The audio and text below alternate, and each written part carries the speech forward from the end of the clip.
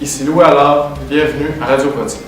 Ce soir, on se questionne sur la disparité de la richesse dans le monde avec l'aide de nos envoyés spéciaux postés aux quatre coins du monde. Mais avant cela, revenons ensemble sur ce qui est à l'origine de la disparité. Oh! Je reçois à l'instant un appel de Madame Côté de Témiscamingue. Oui, bonjour. De mon côté, j'aimerais savoir comment vivent les pays industrialisés présentement. Ressentent-ils encore les effets de la colonisation? Excellente question. En effet, les pays du Sud ressentent encore les effets de la décolonisation. Oui, c'est une excellente question. L'écart entre les riches et les pauvres augmente de plus en plus à cause des dettes. Les banques occidentales ont aidé les pays pauvres financièrement afin qu'ils puissent augmenter leurs économies. Cependant, les pays pauvres se sont endettés, il y a eu corruption et il y a eu une grande absence des banques, ce qui augmenta leur endettement. Dans plusieurs pays en développement, leurs sommes consacrées à réduire leurs dettes sont nettement au-dessus de celles consacrées à développer leur économie. Les États endettés qui remboursent leurs dettes sont donc portés à verser de l'argent à l'extérieur que dans leur pays, ce qui nuit énormément à leurs économies. Cependant, les gouvernements et les États riches ont décidé de venir en aide financièrement aux pays en difficulté économique. Par exemple, les États membres de l'ONU ont décidé de verser 0,7% de leur revenu brut à l'aide publique, mais ils n'ont pas réussi à cet objectif et cela a apparu dans le OMD, Objectif du millénaire pour le développement. De plus, en 1996, le FMI et la Banque mondiale sont intervenus dans l'aide aux pays pauvres très endettés, PPTE. Ils mettent un programme qui permettra à une quarantaine de pays d'avoir accès à du financement sans avoir à payer une grande somme. Ils ont aussi installé le système de microcrédit. Le microcrédit permet alors d'emprunter des petits prêts à des entrepreneurs qui ne peuvent pas emprunter à des banques classiques. En bref, lorsqu'un pays est endetté, il réduit ses dépenses dans les services sociaux et de santé afin de rembourser ses dettes et cela contribue à augmenter cet écart. Cela réduit donc la richesse et le niveau de vie de ses habitants, puisqu'ils ont moins de services. D'un autre côté, pour les pays plus riches, ils sont très endettés comparés aux autres. Par exemple, en 2004, la dette du Canada était évaluée à 500 milliards de dollars et la dette des États-Unis dépassait les 7 milliards de dollars. C'est d'ailleurs le pays le plus endetté d'Amérique du Nord. Pour se sortir de ces nombreuses dettes, les pays riches diminuent leurs dépenses ainsi que le financement des organismes sociaux. Ils veulent ainsi mettre le plus d'argent dans le remboursement de leurs dettes. Malheureusement, plusieurs de ces mesures ont des répercussions sur la population, car lorsque l'État coupe dans les services sociaux, beaucoup moins de services sont offerts à la population. Nous attendons vos appels impatiemment. Radio Pratique, bonjour. Alors oui, bonjour. Je suis Monsieur Lepage et je me demandais, dans le fond, je suis l'émission depuis des dizaines d'années, j'aime vraiment l'émission. Je me demandais comment est-ce que le territoire influence la richesse de différents pays. Cela tombe bien, nous avons une envoyée spéciale qui est présentement dans une zone aride en Afrique. Elle pourra facilement répondre à votre question. Mégane, êtes-vous là? Comme vous le savez, la production de la nourriture part de la terre. Pour ce qui est de l'utilisation des terres, nous savons que certains pays font plus d'agriculture que d'autres. En fait, il y a plusieurs facteurs qui peuvent influencer le développement économique d'une région, notamment les reliefs, la désertification et les catastrophes naturelles. Premièrement, les reliefs diffèrent selon les différentes régions et cela a donc un impact sur la disparité économique dans le monde.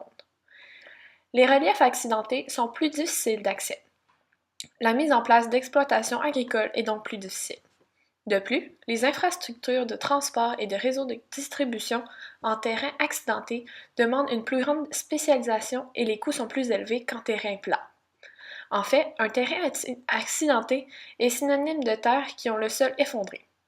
Ces régions sont donc désavantagées par rapport à celles qui n'ont pas beaucoup de terrain accidenté. Pouvez-vous nous éclairer davantage sur comment ces régions font pour cultiver? Le relief est très important pour faire de l'agriculture.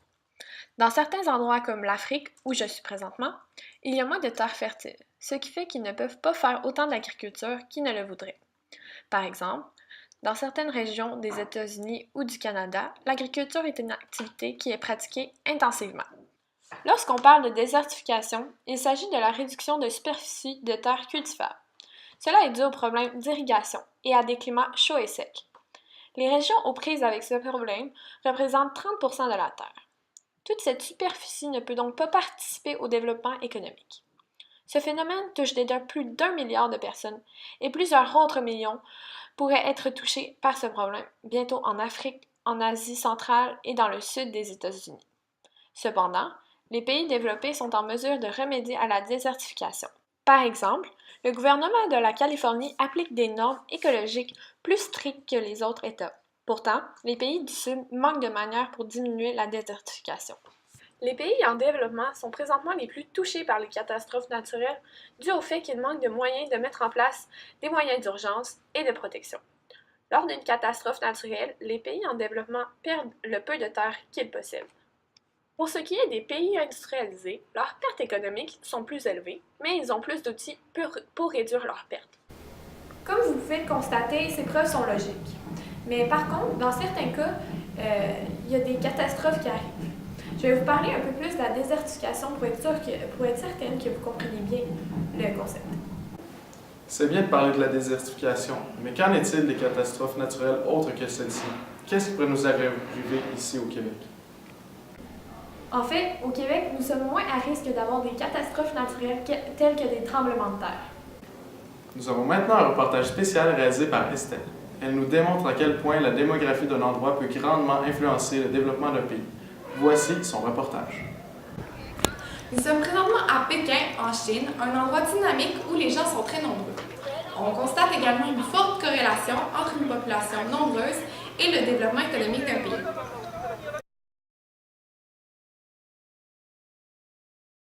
Toutefois, cet effet peut s'avérer inverse dans un cas où il y a une forte augmentation de la population dans un pays pauvre. Ce dernier n'a pas les moyens d'investir dans les services sociaux et dans les infrastructures publiques. Ainsi, le peu de services rendus à la population contribue à détériorer les conditions de vie et à créer des inégalités. L'occupation du territoire est également affectée par une importante croissance démographique.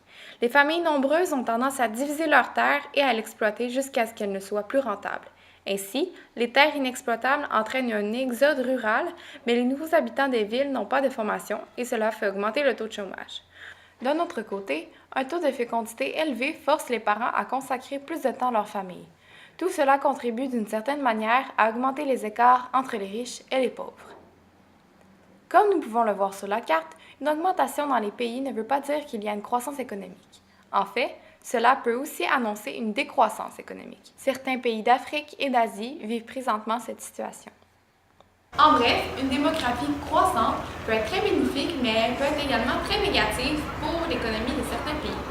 Ici Estelle Duval, Radio Pratique, Pékin. Merci Estelle. Nous avons un appel de François de Saint-Louis-de-Hart. Bonjour monsieur. Bonjour Louis, j'ai une question pour vous. Allez-y, je vous écoute mon cher.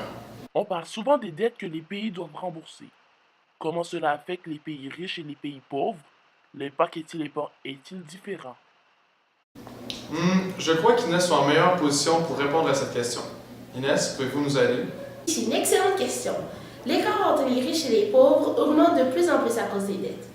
Lorsque les pays riches sont endettés, ils réduisent les dépenses dans les services sociaux, santé, afin de rembourser ces dettes et cela contribue à augmenter cet écart.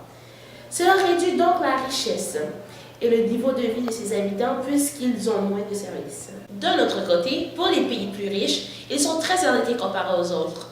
Par exemple, en 2004, la dette du Canada était évaluée à 500 milliards de dollars et la dette des États-Unis dépassait les 7 milliards de dollars. C'est d'ailleurs le pays le plus endetté d'Amérique du Nord. Merci Inès. J'espère que cela répondait à la question de François. Cette réponse était très complète, merci. On parle beaucoup des problèmes reliés aux disparités des richesses, mais existe-t-il des solutions? Estelle, pouvez-vous nous éclairer là-dessus? Eh bien, certaines organisations internationales peuvent intervenir dans le but de solutionner la disparité de la richesse. On pense notamment à l'Organisation mondiale du commerce, l'OMC. Il faut savoir que cette organisation a remplacé le GATT en 1995. En 1948, l'accord général sur les tarifs et le commerce avait été créé dans le but de favoriser le commerce. Tout ceci avait pour but de faciliter les échanges entre les 150 pays participants. Ces pays font des conférences et prennent des décisions qui sont ensuite propagées dans le monde. De plus, ces pays sont tous égalitaires, donc traités de la même façon. Si quelques pays ne coopèrent pas, l'ORD pouvait choisir de donner des amendes. Pour ce qui est du Fonds monétaire international, le FMI, il est présent pour aider à garder la stabilité économique. Il peut choisir d'aider les pays qui ont besoin d'aide économiquement. Ces pays devront par la suite rembourser la somme remise car le FMI a des politiques d'ajustement structurel qui consistent à imposer des mesures économiques libérales comme la privatisation, etc. Le FMI se fait donner des cotisations des pays membres. Les pays les plus riches ont plus de pouvoir et le plus grand droit de vote car ils détiennent le plus de cotisations. Une autre solution mise en place pour aider les pays est la Banque mondiale. Comme le FMI, la Banque mondiale prête de l'argent aux pays en difficulté en vue d'aider et de faciliter leur développement. Les membres des pays ont le plus de pouvoir et peuvent choisir les restrictions que doivent suivre les pays en besoin économique. La banque donne un montant X aux pays selon les cotisations reçues par les membres. Cela explique brièvement les solutions qui peuvent être mises en place par les organisations internationales. De retour à toi, Louis.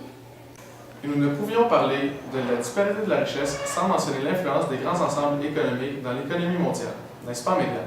Oui, le contexte économique de certaines régions a incité des États à se regrouper et à augmenter les échanges pour favoriser l'économie. Ces ensembles sont souvent gérés par les pays développés. Ils engendrent souvent des ententes entre les pays. Celles-ci sont souvent des accords de libre-échange ou des unions douanières. Parmi les plus grands ensembles, il y a l'Union européenne, l'accord de libre-échange nord-américain, la coopération économique pour l'Asie-Pacifique, il y a aussi le marché commun du Sud et les pays ACP, Afrique, Caraïbes, Pacifique.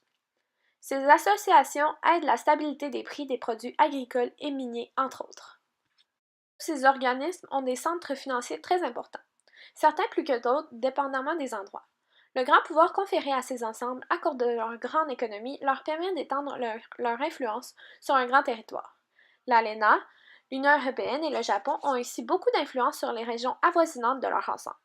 L'Union européenne s'étend jusqu'en Afrique, dans les pays ex-URSS et l'Europe de l'Est.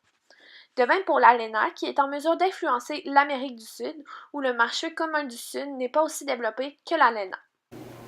De retour à toi, Louis. C'est donc ce qui conclut notre reportage spécial sur la disparité économique.